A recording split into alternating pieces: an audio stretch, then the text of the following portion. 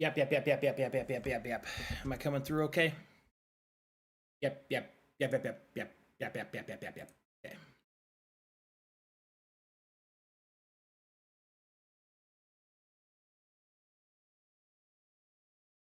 Okay, it looks like I'm coming through okay.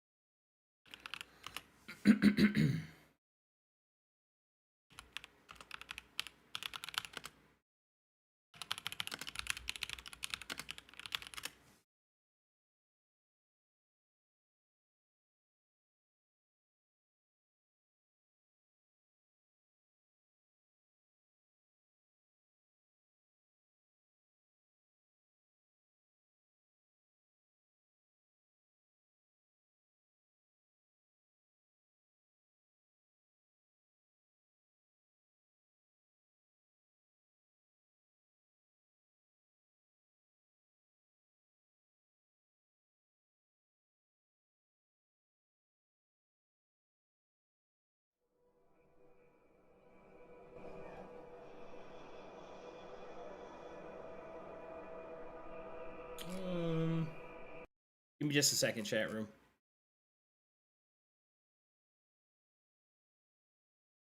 But like listening to a little classical in the background.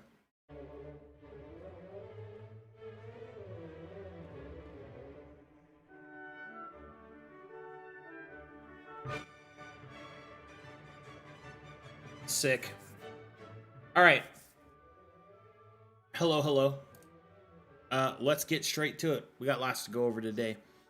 A vast majority of this update stream will be discussing the new spells and also the armory update that Ari and myself spent a good deal of time yesterday figuring out the scope and finalizing the pieces of. While I do think that it'll take a little longer to finish, I think overall the changes that we've made are going to be pretty good. Pretty good. So, yeah.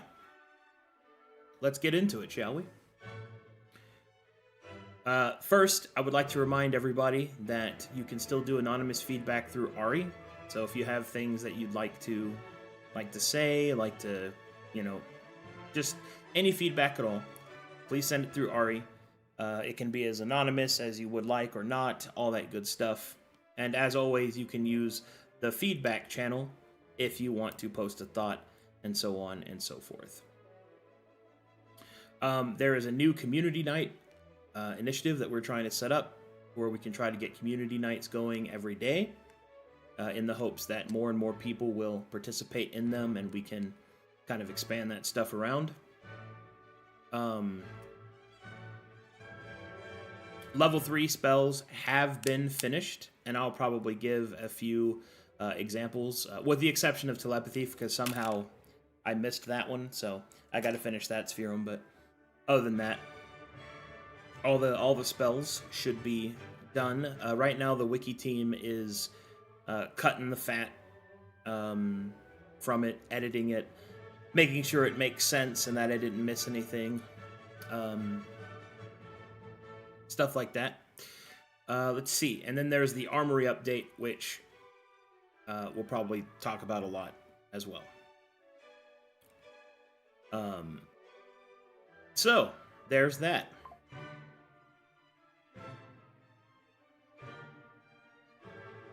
Is comprehend language part of level 3? It is in the telepathy tree, yeah. Alright. Here we go.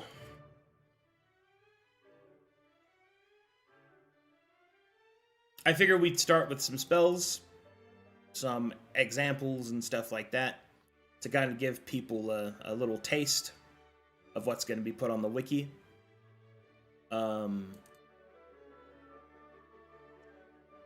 Yeah, we'll start there.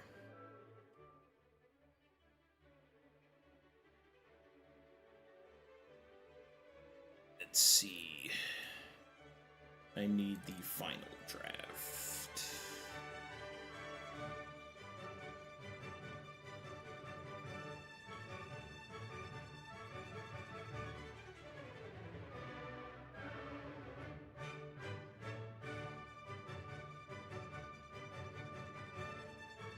I think you'll get some help soon.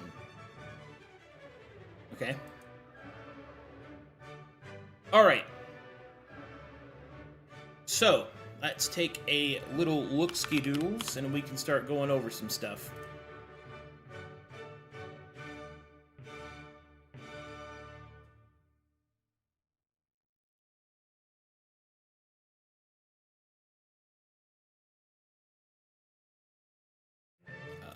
So, not what I meant to do.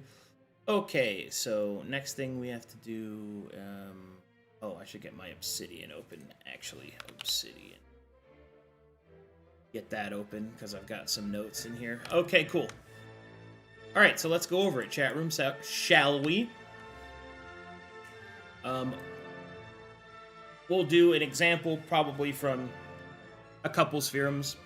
There's a lot of spells and a lot of variants, so I don't want to, you know, it'll take me like hours to get through it. So go ahead and throw some stuff out, and I'll look at it. So it looks like first person suggestion is summoning spells. Alright, I can do that. Here. There we go. Summoning Spherum. Here we go. So first up is Call Celestial. Call Celestial is the base effect of the spell is to call forth a lesser celestial to an unoccupied square within the range of the spell under the caster's complete command. Only one such creature can exist from this spell from this caster at a time. For each point of ascension, increase the total number of celestials that can exist from this spell by 1. Indigo may summon a martyr. Blue may summon a whimsy. Green may summon an Elysian. Yellow may summon an inevitable. Orange may summon an Archon. Red may summon an angel. And violet may summon an Aeon. To be clear, if you are colorless, you still summon a celestial. You just summon a lesser celestial with no marker of these 7 other options. Specifically, I believe they are a messenger celestial. So the ones demonstrated here is a celestial of a martyr is a mortal who has sacrificed themselves and has ascended because of it. So they're kind of like a more human-esque, more humanoid celestial. A whimsy specifically is kind of like a cherub or something like that, about joy and happiness and love and things like that. An Elysian is essentially like an animal-esque celestial, like a hound guardian, or like a unicorn, something like that. Yellow is an inevitable, which is a celestial of law and iron. Specifically, celestial covers law and good, those 2 spectrums. Archon for orange. Archon is like a warrior, a commander. Like an Archon is a what you would just call an angel of war. They are a herald of battle, you know, all that kind of stuff. Red is an angel, which you know what an angel is. And violet is Aeon, which is a fundamental force of the universe. It is not lawful, nor is it good. It would be the example of summoning gravity to assist you. A good example of ones that have already been summoned would be something like a blooming night would be an Archon, for example.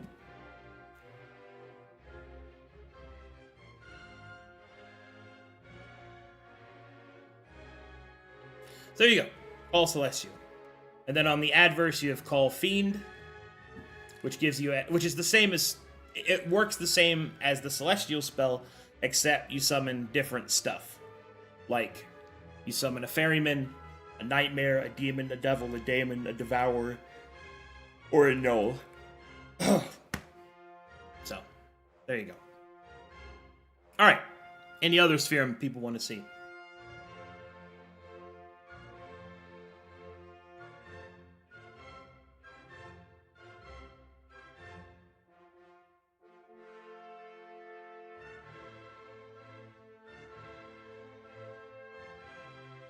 How does working with true names work on that? This doesn't teach you a true name. This spell lets you beseech, magically, those realms for assistance. So you summon them for your complete command, and you only have them as long as the spell lasts, and then they fade back. If you have a true name, can you select? If what you're asking is, if you have a true name, can you summon the same demon rather than any demon? Yes. There are only 2 spells in the summoning sphere? No, there are others. There's Bind Outsider and Lesser Planar Gate. Like, Bind Outsider allows you to take an outsider that you've met in the wild and try to bind them. Or control them. There's lots of different applications here. This is basically an anti-outsider spell. And then you have Lesser Planar Gate, which is the big one, I think, that people were really gonna like, wow. Because it lets you open a small rift in the dream, and you wash allies in the essence of a different plane of existence, depending upon different aspects. So, Indigo opens it to the plane of Ash. Blue is completely randomized, because it's directly the color of the dream. Green is from the Feywild. Yellow is from the Aeonic plane, although I might change that, but that's what I have for now. Orange is Bedlam, and red is Peace, and violet is the Shattered Gate. And if you cast it colorlessly, you open it just directly to the dream itself, with no plane of existence, which can allow you to enter the dream. Although you are not considered invited. So, there's that.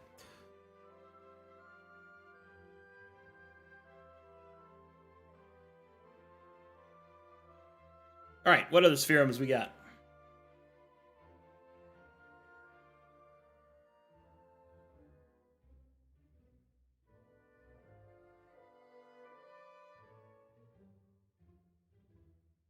Anything else people want to see?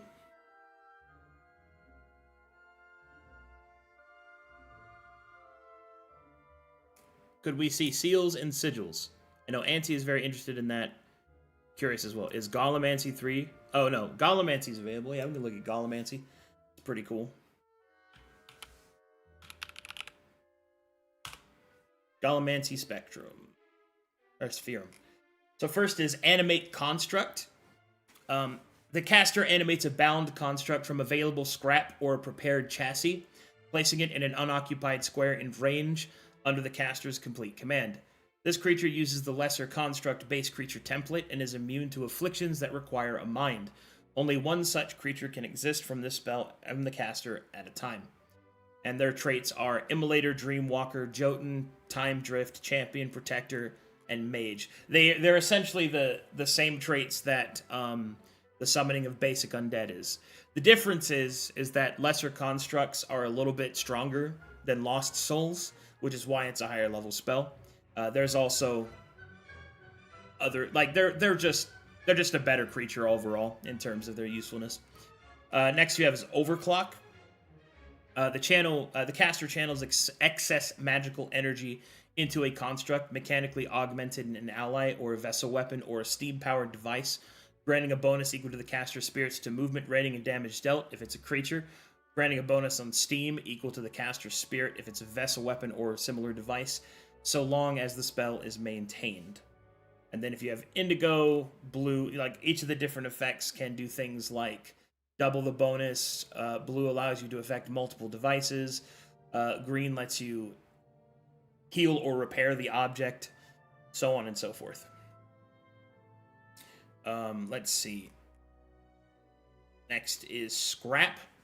Outside of combat, the caster picks through nearby debris, wreckage, or discarded machinery, refining it into usable supplies. This spell can only be cast during downtime or while camping, and increases the party supplies by an amount determined by the caster's spirit and the quality of scrap available at the GM's discretion. Spell Ascension. For each point of Ascension, the quality of the supplies increases by 1 tier, which can be important. Indigo increases the quality by making them temporary. Blue lets you search 2 areas at once within 300 feet of each other. Let's see here. Green lets you affect natural surroundings rather than ruins and settlements. Yellow lets you to produce twice the normal quantity. Orange lets you detect enemies, so you can actually use the spell as a radar. Red is you can make a lore acumen check, and it's considered success. So there's going to be a lot of spells like that, where I, instead of making a spell like legend lore and stuff like that specifically for learning about the environment, Red, as it's the aspect of wisdom, has a lot of automatic acumen activations. And the reason I decided to do that was, number one, parties without acumen fucking have a hard time, right? Which is fair, because they should have taken a character that had it. But I didn't want to completely box them out, so a 3rd level spell I think is a good trade-off, because it's a pretty expensive resource in order to get those effects. And you still have to, like, succeed if it's in combat, so we're going to test it out and see how it feels. And then there you go. So you've got some supply manipulation. Is upkeep on level 3 spells 3 or 1? It is 1. That has been a change that I have made. The idea was to allow people to upkeep multiple spells, and that's not really going to be possible if you want to keep multiples up, so we'll see. I will be honest about that system. I have yet to see anybody upkeep more than 1 spell because of how hard it is. I don't think it's impossible. I actually think you can build for it pretty easily, and especially if you work together as a team. But the problem with something like that is I have to be very careful on how it's able to be gamed, right? Just because it's hard to do doesn't mean it's not worth it if you do it. And I have to make sure that people that do it do not outpace people that don't do it to a degree that is, like, that is so great that it makes people think that they didn't do it, that their builds aren't viable, so on and so forth. Let's see.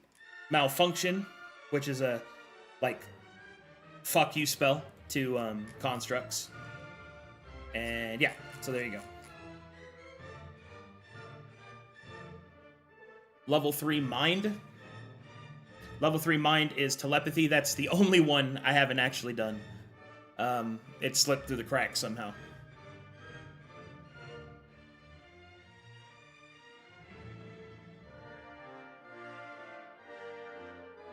Anything else people want to see? Any plant growth or similar spells? Yeah. In fact, I think about 60% of the green spells create difficult terrain and create plant life by just casting them. So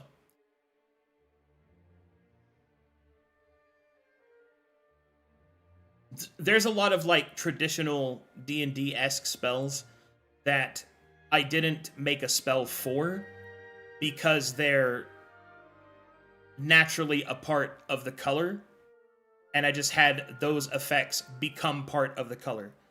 Like, there's a spell, for example, that if it affects an enemy, it covers them in difficult terrain, grows brambles and vines around them, and that square can be used as cover by allies, as it's now, like, actual earth and plants that you can use to hide behind and stuff. Just as an example of what I mean. And that's a hue color effect, not the actual spells effect. That's just something extra that you can do. It might not work, but it's an experiment I wanted to do to try and instead of making people give up precious slots and spend time on things like that, what I wanted to do was to give them a capacity of being able to do multiple things at once without having to worry about it. I would like to see Mirror. I think I changed the name of that one. What was Mirror again? What were its pieces, Rinko? So I can see which ones it is, because I don't think I kept that. Did I? Actually, let me just check. Maybe I did. I don't remember. Oh, I did. Never mind. Never mind. Never mind. Never mind. Mirror's there. Oh, it's illusion, right?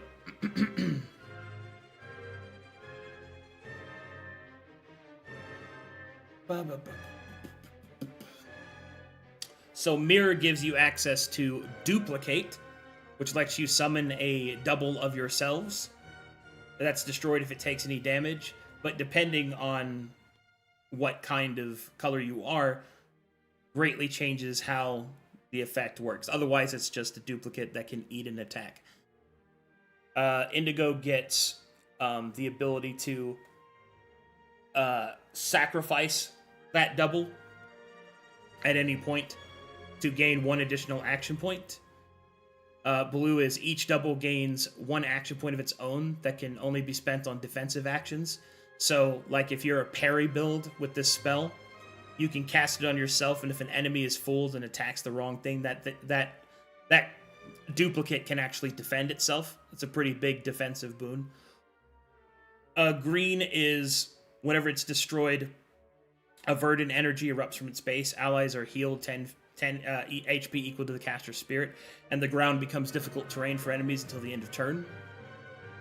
Yellow is, if it's destroyed, the caster can move immediately and make a weapon attack. Orange is, whenever attack is redirected to a double, the attacker is afflicted with Frightened and Horror, the tier of which is equal to the caster's sovereignty, willpower, or cunning. There's going to be some fear casters that really make this work, especially if they ascend it. Red is penalties to attack rolls, and violet is whenever your double is destroyed, you get a mana point. So you can actually kind of store mana in a way throughout the course of combat, and there's other combinations that you can do with that. But yeah, there you go. That's Mirror. That's a Duplicate, rather. Next is Reflect, which is literally like a video game Reflect, where if you're targeted by a spell, you can reflect it back at somebody. It's pretty sick. And the color variations just add different effects to that spell that you reflect. Like Violet, for example, is if you are successful, the original caster forgets that they ever cast this spell, and they cannot cast it again for the remainder of the encounter. So that's a pretty good one. Swap is you trade places with a target creature in range, and you make a mirrored reflection of their position. It's essentially a swap spell with additional parameters and a range of 60 feet. Pretty good. Then there's Twin Strike, which is the attack spell from this. It's pretty good. It's the caster conjures a fleeting reflection of themselves that lingers until the end of the next round. Each time the caster makes a weapon attack against an enemy during this time, the reflection repeats that attack against the same target, using the caster's attributes but dealing half damage on a hit. And then for each point of ascension, the reflection repeats the triggering attack an additional time. In Indigo, you can make the reflection deal full damage if you sacrifice HP. Blue is the reflection may target a different target. Green is you heal HP equal to the damage dealt, which is pretty huge. Yellow is lowering an enemy's initiative, which can be really good in manipulating the game state. Orange is increased critical threshold. Let's see. Red is... Oh, yeah, that's right. Adding bonuses to people's attack rolls so you can team up. And if the reflected attack defeats a target for Violet, the caster gains 1 mana point. So there you go. Pretty good stuff. Pretty good stuff.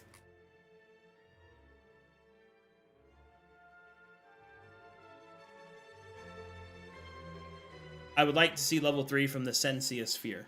Okay.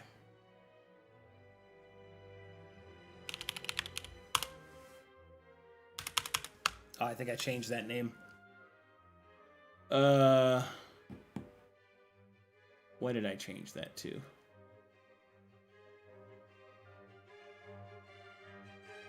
What are its pieces?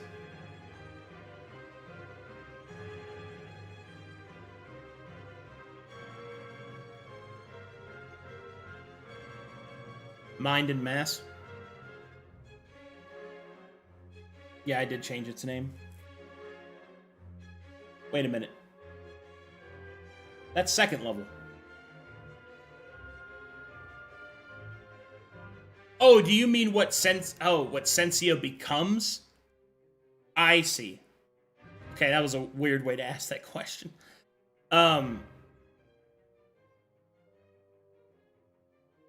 So the higher forms of Sensia are either Oneromancy or Compulsion. So Dream Magic or Compulsion Magic.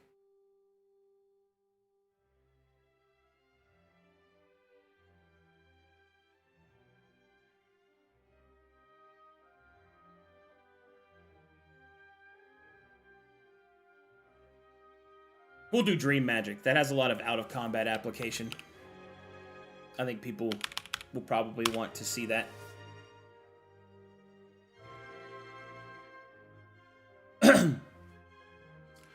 So first up is straight up Dream Walk. You can just walk into the dream and teleport somewhere else. This is a big Dream Walk. This is the big spell in terms of travel. You get 100-foot range, which is pretty sick. You get to... let's see. Indigo gives you a protection from attacks. Blue gives you the ability to bring your entire party with you, which is a huge spell for blue. So this is a pretty big power spike for blue, in this spell, at least. Let's see here. What's the cooler one here? Violet gives you... Trance. That's pretty sick. Let's see what else is. Nightmare is caster drags a target's mind into a waking nightmare. This gives Big Frightened with upkeep. And depending on what color of magic that you are, it gives a bunch of cool effects, like green of this, a green nightmare. At the start of each round that it's maintained, the caster or an ally within 10 feet heals HP equal to the current tier of the Frightened and Horror Affliction. So you can throw this on an enemy, lock it down, and heal over time, which is pretty good. Let's see. Violet is Numbed tier 1. Yeah. See, Beseech the Dreaming is... The caster reaches into the collective dream to ask a number of yes or no questions equal to their spirit about the immediate future or a nearby hidden truth. The dream answers honestly to the best of its ability, and for the first question asked, the caster may also request one additional piece of concrete detail beyond a simple yes or no. And then later, you get things like Indigo is concrete detail on every question asked. This one is far beyond the normal knowledge, creatures, places, or events the caster has never personally encountered, and so on and so forth. They all give different augmentations to those questions.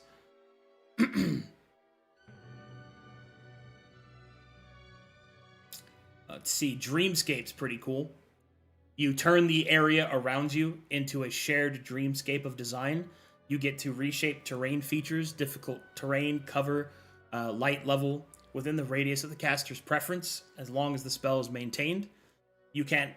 this has no effect on structural walls or floors, but you could basically, like, I want to turn this place into a jungle. Boom, now it's a jungle. Stuff like that. Indigo lets the spell persist around after it fades.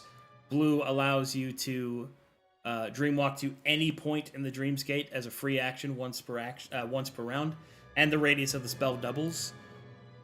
Green is you can heal all allies within it equal to your spirit at the start of turn. And the terrain shapes may include living elements like grasping vines, blooming flowers, living fog, things like that, which is pretty sick. So if you wanted to like do a thing where you summon the wilderness, then you would do it if you were a green caster, and the actual living elements would matter. So on and so forth. So there's lots of cool stuff there. Yeah. All right, what else we got? Thanamancy? Sure.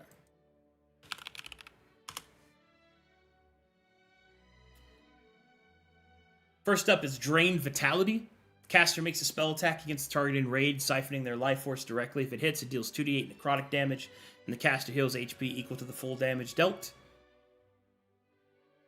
Indigo gives it a damage over time effect. Blue gives it an area of effect, like the storm spell. Green gives the effect that if you hit, an ally within 10 feet of the target also heals HP to half the damage dealt. Which, if you add like the storm augment to this, that's some big healing that can happen, along with the damage. It's pretty good. Orange gives temp HP. Red lets you get a free combat acumen. And then violet is if it defeats the target, you get your mana back.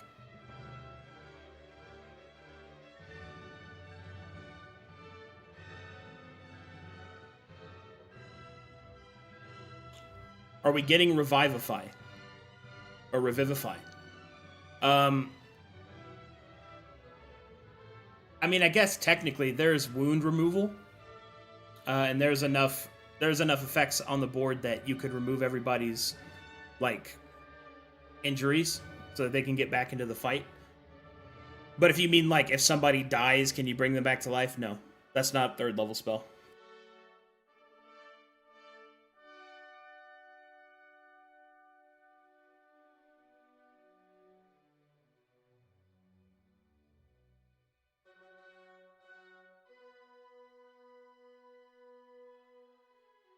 And if I put the spell anywhere, it's probably going to be in Soulcraft, but there's Deathmark.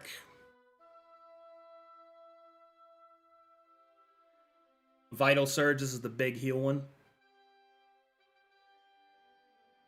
Indigo gives healing and temp HP. Blue gives the ability to split the healing. Here's an injury removal. This spell removes one tier from all afflictions the target is currently suffering from. And also gives cover. It's pretty nice. Yellow's really cool. If the healed ally is at or below 0 HP, this... Wait, at or below? I don't know why that's there, but that's an editing thing we'll have to hit. That should just say wounded. I don't know why that doesn't say wounded. This spell costs no action point to cast, and that ally goes first in the turn order on the next round, which is pretty good. Oh yeah, there it is again. This gives Big Blessed. Red is bonus on their next roll equal to half of the healing they received, which is nice.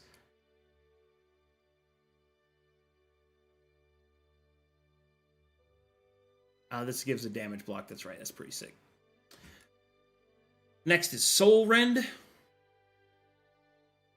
which gives, this is basically like a boss attacking spell that has cleave attached to it, which I think is pretty sick. And so on and so forth. Yeah, there you go.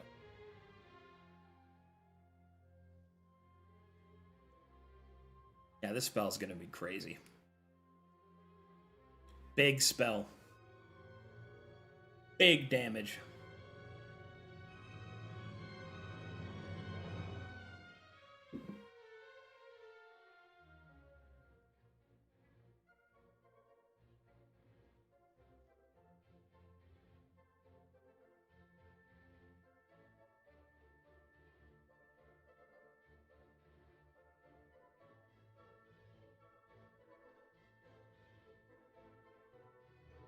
All right, anything else anybody wants to see? We'll probably do one more.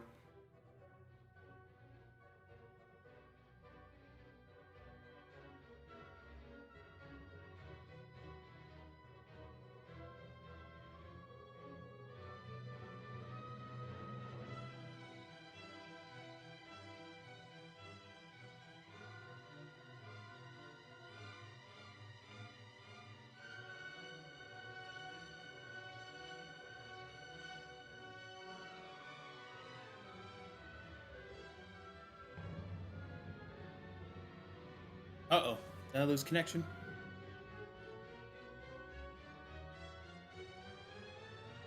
I would like to see level 3 blood magic hematology.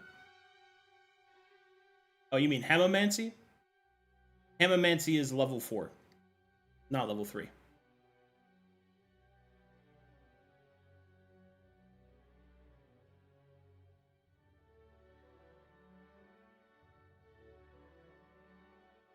Actually, I think there's one I want to show you guys.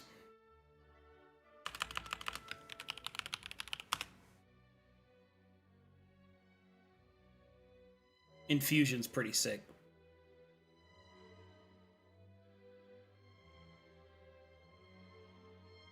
So infusion is gives like big buffs. So color infusion, which lets you give a color of magic to somebody, which is pretty sick. Divine infusion channels a divine boon from a deity of their chosen pantheon into an ally, as long as they follow the same. So this lets you spread around your divine boon and also augment it with color, with color hues, which is pretty nice. Arcane infusion is really good. Caster channels a raw current into an ally who casts spells, granting them a bonus to their maximum mana equal to the caster's spirit for as long as the spell is maintained. I think there's a very real chance that multiple casters can take Arcane Infusion and just infuse each other, which would be pretty cool to see if people actually do it. And then Mastery Infusion is the caster grants an ally temporary access to one first-level class feature of a class that they do not possess, chosen by the caster for as long as the spell is maintained. Pretty big. Pretty sick. So yeah, I think that's good. Ectomancy is ghosts and stuff. Like you can raise a wisp, call a poltergeist, cast Haunt, which causes frightened in an area, and Spectral Legion, which is pretty sick. Lets you summon a regalia of arms and armor for allies within 30 feet. Conjure to the caster's choice for each ally, one weapon, one armor, one shield. So you can just summon equipment for people that lasts 8 hours, which is pretty sick.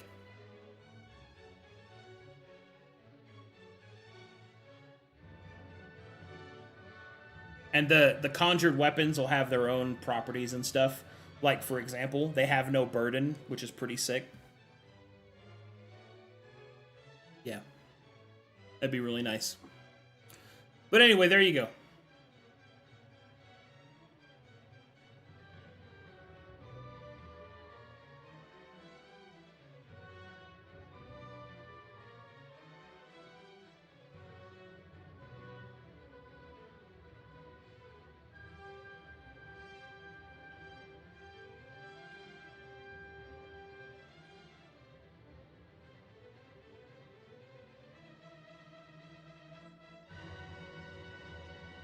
Polymorph has Greater Mutate. Twisted Form, which is like an offensive version of Mutate. Petrify, which is pretty sick. And Alchemize.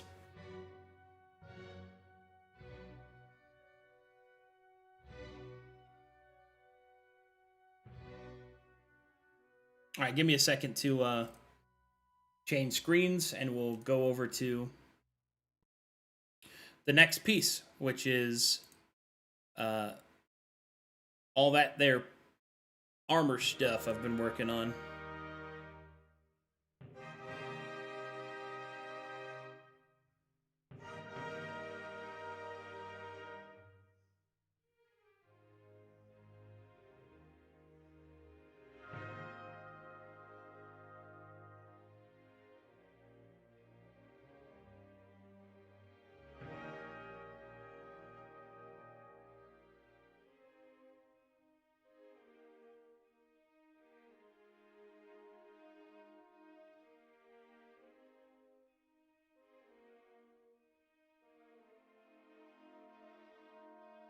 Alrighty, guys.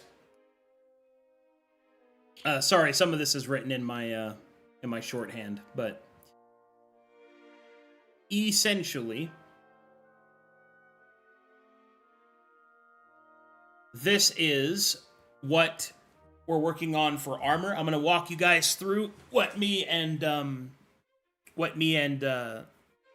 Ari have been trying to put our heads together to figure out for the armory. So, the first thing that we're going to do is we're going to change completely how it works, obviously. And the changes are going to encompass with, there will be, hold on, I'm getting ahead of myself. Where is it? There it is. So the armor system will have 4 different materials, which is cloth, leather, chain, and plate. And it'll also have slots, which are head, shoulders, chest, waist, hands, legs/feet, and then a special slot for random weird stuff. And the game, how we've decided to do it, after talking about it pretty exhaustively, is this is the intended way that it will work. Every single piece of armor, depending upon what slot it is in and what material it is made of, will have a base passive. For example, the passive of Cloth Head is you gain a bonus on Perception, History, Religion, Arcana, and Insight checks equal to your current mana pool. But each piece of armor will also have a Specialist passive and a Specialist action. I have decided to remove withstand actions from the core action pool and make them something that is directly associated with having the specialty in an armor piece.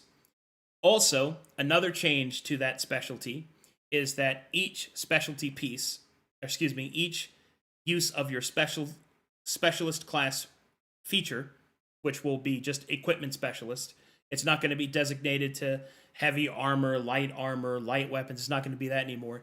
Every single one of the pieces of the armor can be accessed through one class feature, and it'll still scale. And how the armor one would work is, if you choose armor as your equipment specialist, you choose a material type. So, for example, cloth. And that means every piece of cloth armor you have access to, not just its base passive, but its specialist passive and its specialist action. That means at 3rd level, you would get access to another material type. And then eventually at 9th level, you'll have access to all the material types. And that's the idea behind it. Over here, you can see that there's been some changes. Other than removing all normal withstand actions and making it specialist only, there will be a set passive. The set passive is determinant of how many pieces of a material type that you have, and that will be what determines your base armor class. And the difference will be by material type. We don't have the hard numbers set in yet, but let's just say, for an example, cloth is 12, leather is 14, chain is 16, and plate is 18. That is not the actual numbers, but let's just use that as an example. Adventurers use the lower material type if there is a tie, and vagabonds use the highest material type if there is a tie. And that tie that I'm talking about is the number of pieces that you're wearing. So, let's say you had a chest slot of cloth, a head slot of cloth, and then you had, I guess, plate hands. Your base armor class is a 12 with both character archetypes. If you had plate greaves, plate hands, cloth armor, and cloth head, if you're an adventurer, your armor class is 12. If you're a vagabond, your armor class is 18. In that example. So, and that's how it will be calculated.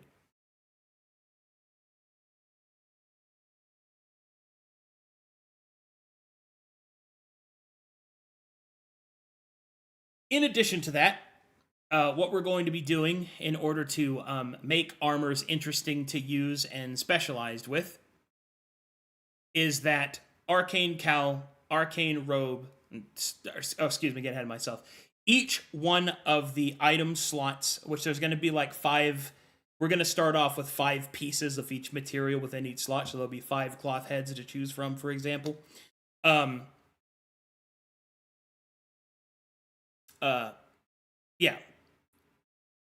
The intended design is that the specialist passive and the specialist action, the withstand action, are going to be competitive with the class feature use and with the burden that they will cost, because burden is also going to be increased fairly dramatically in terms of the cost of armor's burden. Granted, characters will also get more burden than normal based off of class selection. We're still working on the numbers, but right now each piece, just for example's sake, each piece of cloth is 1 burden, each piece of leather is 2, each piece of chain is 3, and each piece of plate is 4. We've already run the numbers on it, which I think if I still have the numbers here... Yeah, this is us running the numbers on that to determine what level you can get access to different fantasy builds. So like if you wanted full plate with heavy armor, that's going to cost you 30 burden for all slots, effective 12, and that's including your MR. And that says 4 burden there, 4 burden there, 4 burden there. And then we have a full plate passive set that we're working on, which reduces burden. But you can get it by level 3, certainly. Is this written out? I only have sound on, and it's hard to track. I mean, you can just take screenshots, I guess. But also, I mean, you could rewatch it. If you're asking me, is it somewhere where you can read? No, because it's not finished yet. Would a mana class with specialist get all cloth level 1 and nothing at level 3? Yes. I mean, they could get access to... That's not true. They would get another armor set, but until they have the capacity to actually use a higher tier of armor, it won't be very useful to them. But the only people that are going to take that are probably Archons, which is still going to remain the same as a class. It's just going to be changed for the new system. So I don't see that being a problem, unless they choose to take a character path later. But that's all build-centric, so that's not really a problem. Also, taking Equipment Specialist, which is what Specialist will be changed to, grants you burden. So if you wanted to be a full-plate, two-handed, heavy weapon character at level 1, or as soon as possible, you would take Equipment Specialist like 3 times. Like, you'd have to choose the classes and you'd have to do that, but you could do it if you wanted to. You'd have to give up quite a bit of build power for that, but you could do it if you wanted to. But yeah, that's the proposal that we have right now, is that warriors get spirit to burden, faith and wanderers get half spirit to burden, and mana do not get spirit to burden. If you take the equipment specialist, you get to add 4 burden to yourself. Then you calculate base burden with movement rating and all those things together. You get more burden at level 1 or 3, or only when selected. You get it you get it when you get the ability. The burden doesn't scale. It's a front-loaded thing. But the thing is that you don't have to choose the equipment specialist for just armor. If you take equipment specialist at all, you get 4 burden. So how I see it happening for a full, like say you were playing a warrior and you're full plate and you're wielding a heavy weapon, and you took equipment specialist 3 times. You'd probably take 1 for armor, you'd probably take 1 for weapon, and then depending on build, you might even decide to take 1 for shield. Like if you were like if you were an athlete, for example, or some other build option that you might have. I suspect that most people aren't going to choose 3 unless they really want a full set of plate mail and a heavy weapon. But I mean, more commonly, it'll probably be equipment specialist for a one-handed weapon, equipment specialist for a shield, equipment specialist for armor, and then you full plate yourself up. But I mean, the whole reason is that the whole thing is just designed that if you want to wear good armor and you want to maximize it, you can, but you're going to have to build for it. So, there's that.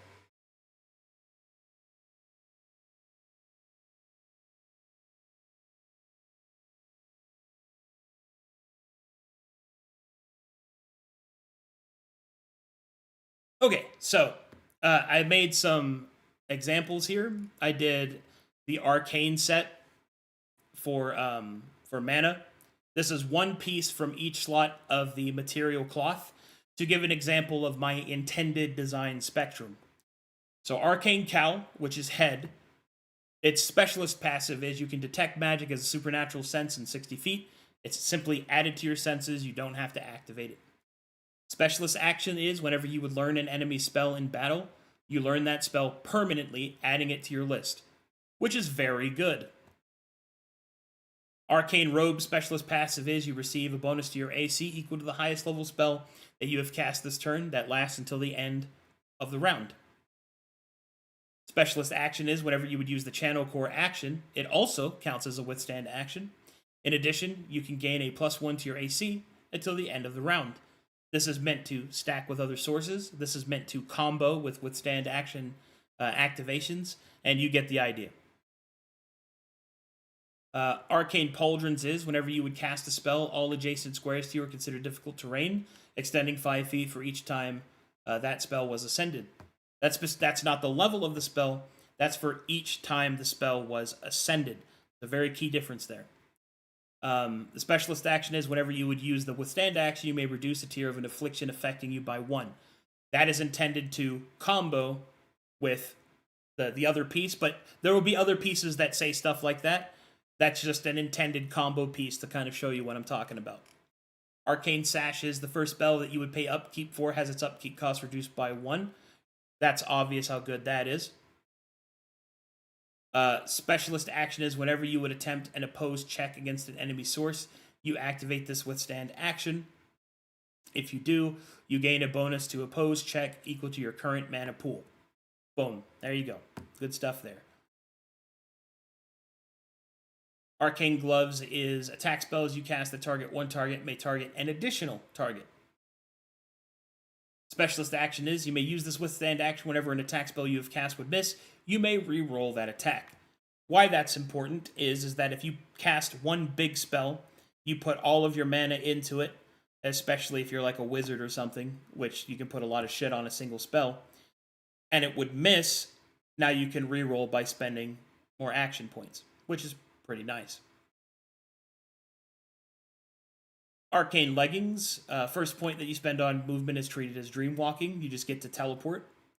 Specialist action is you may use this withstand action whenever you would be attacked by an AOO from an enemy source. If you do, you make an opposed wit check against that enemy. If you succeed, you dream walk a number of squares equal to your spirit. If this puts you out of range of the attack misses.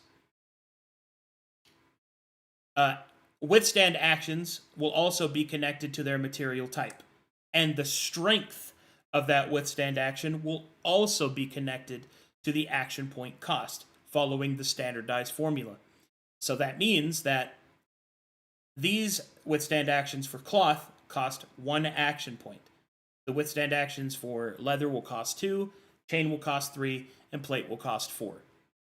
Plate is going to be fucking crazy, which is intended.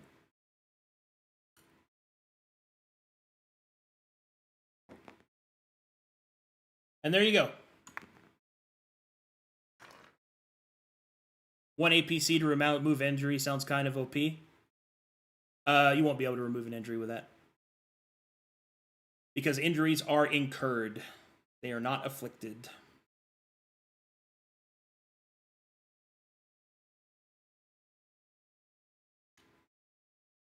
Some exceptions may apply, but those exceptions will be clear.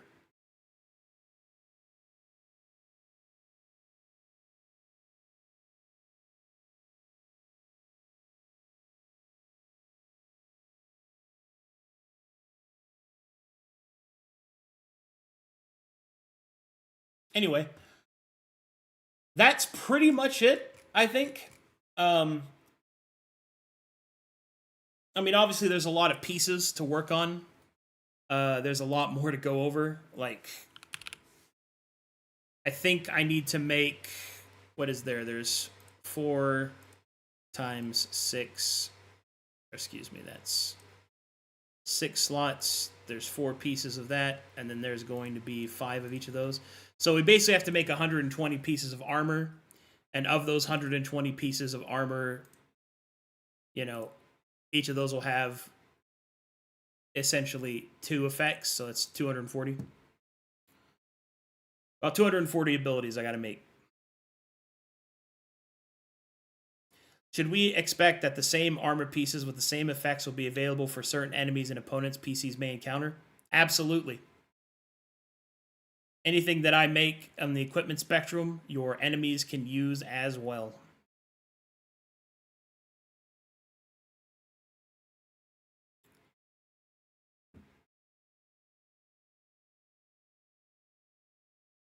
Oh, one more thing that actually reminds me. So something else that we that I came up with was finally answering a crafting conundrum, and that is, now that we have a material passive, now every single stock of making something out of something. So let's use, I don't know, dragon scale as an example. If you want to make, like, let's say you wanted to make a dragon scale leather armor, right? Let's just say studded leather is an option, but you want to make dragon scale studded leather. Well, you can now, and how we will implement the crafting effect, like what effect making it out of that material will have, will replace the material passive of that piece of armor, and it will maintain its categorization. So it would be a piece of leather armor, even if it's made from dragon scales, and the material passive for leather chest will be replaced by whatever the dragon scale material passive is for that slot. So what that means is that if you found, let's say you found bone, right? Like, you wanted to make a set of bone armor. Let's say it was bone from, like, a creature that's strong enough to be considered plate, I guess. Sure. So the bone would go under plate as categorization. It would count as plate, and it would replace whatever the plate passives are for each of those slots with a different ability dependent upon the bone and the slot that it is affected by. As an example. Also, because of all the changes that we're making to armor, we're probably going to apply that crafting rule to every other item, which means that implement passives can be replaced, which means that weapon passives can be replaced by the material that they are made out of, which I think is an important thing. Also, implements will be getting a complete rework as well. As I've went further and further down the chain of armor, I really want to make implements better. Not making them mechanically more powerful, but making them better in how they are applied, rather than just them being kind of basic. The other aspect is that weapons will also be receiving updates as well. Most notably, while it has not been completely implemented yet, light weapons will receive a damage adjustment to 1d4, most likely. Obviously, Overwhelm is being removed from non-heavy weapons, but just like heavy weapons have the inherent passive of Overwhelm, I will be adding inherent passives to one-handed weapons, projectile weapons, well, maybe not exotic weapons because they're very specialized, but projectile weapons and light weapons, and vessel weapons. So every weapon will have a unique passive that is to its weapon type, like its weapon categorization, like heavy weapons do. So, what those are going to be, I don't know yet. Still working on that.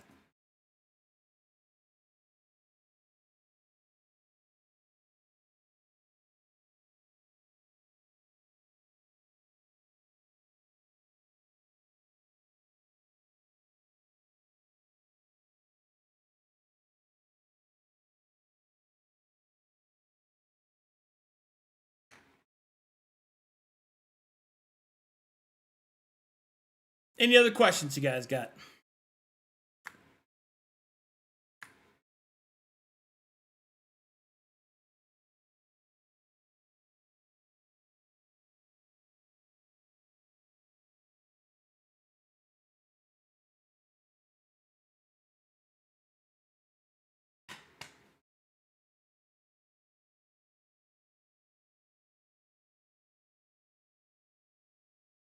Very excited to see the plate armors when they come. Will be interesting to see if something can make up for the 4 APC cost actions.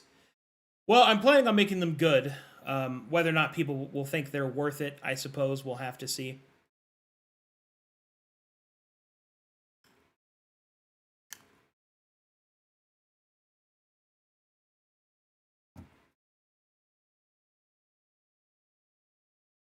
I mean, I think the material passive for plate is already really, really good.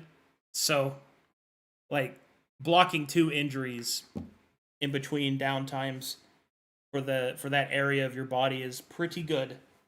So.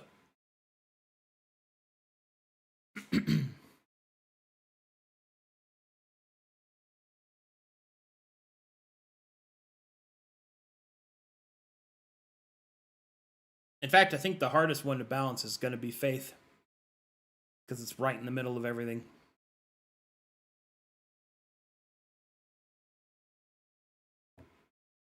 Maybe. I don't know. I think faith compared to... I think chain compared to plate will be difficult to balance. Because a warrior could just wear chain. But I also don't want them to feel like they can't and that they have to wear plate. You can do whatever you want. It's just going to be something I have to think of. So. Anyway,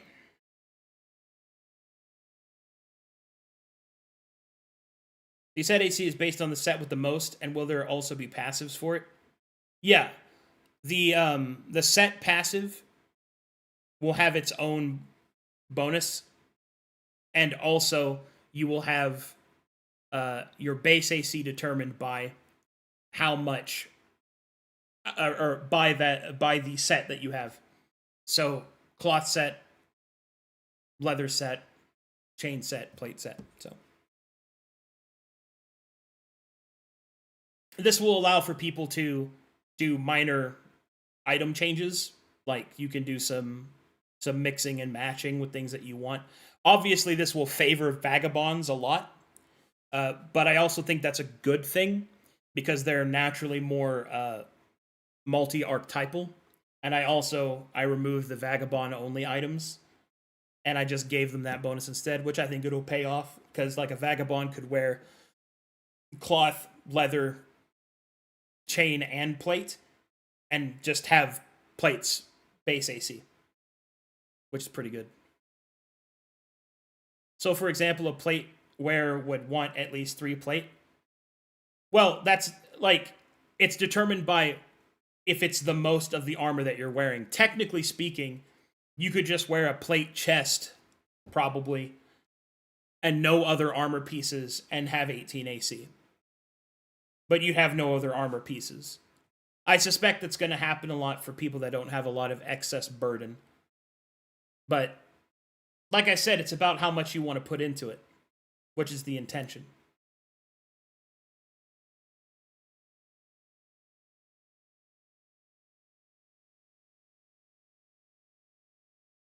And once again, I feel like I have to say this.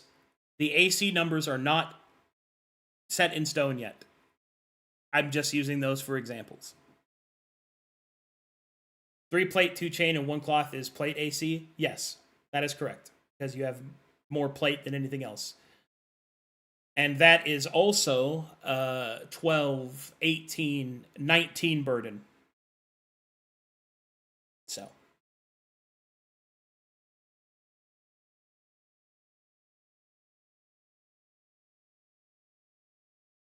All right. Well, anyway, guys, good talk, good questions, good yapping.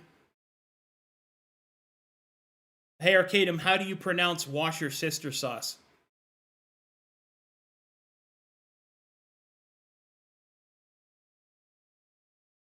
Thanks, Don Piano. But yeah, like I said, lots of work to be done still, but I'm gonna try and get it done this week because it's something I really want to implement soon, so I can give people a chance to play around with it before the act finishes. I need to acquire data. But anyway, thanks for watching, guys. Thanks for supporting the channel. I'll see you guys in 2 hours, I believe.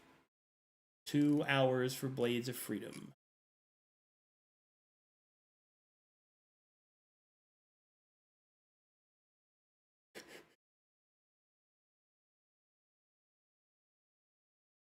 Yeah. Oh yeah, they're fighting the candles. Oh man. That's gonna be a dangerous one. As a reminder, Traveler's Delight will not be running tonight because half of the group is partying together and the other half and myself were not invited because they're very rude and don't care about us. Caught in 4K. Anyway, thanks for watching, guys. I'll see y'all in a bit. Bye-bye.